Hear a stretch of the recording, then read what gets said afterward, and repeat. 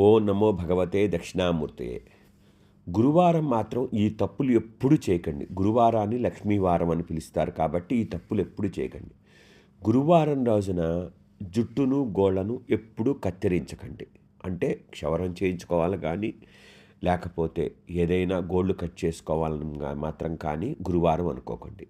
Shaving చేసుకోకండి. ముఖ్యంగా అంటే గురుగ్రహ బలాన్ని తగ్గిస్తుంది. అదే గోళ్ళని జుట్టుని కత్తిరిస్తే దరిద్రాన్ని పెంచుతుంది.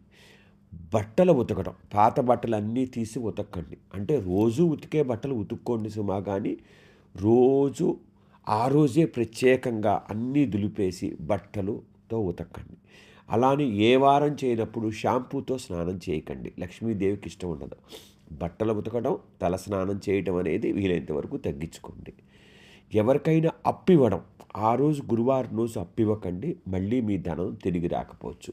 ఇవన్నీ కూడా లక్ష్మీదేవికి సంబంధించినవి కాబట్టి లక్ష్మీదేవికి సంబంధించిన ఈ తప్పులు లక్ష్మీవారం రోజైన గురువారం ఆ రోజు చేయకండి.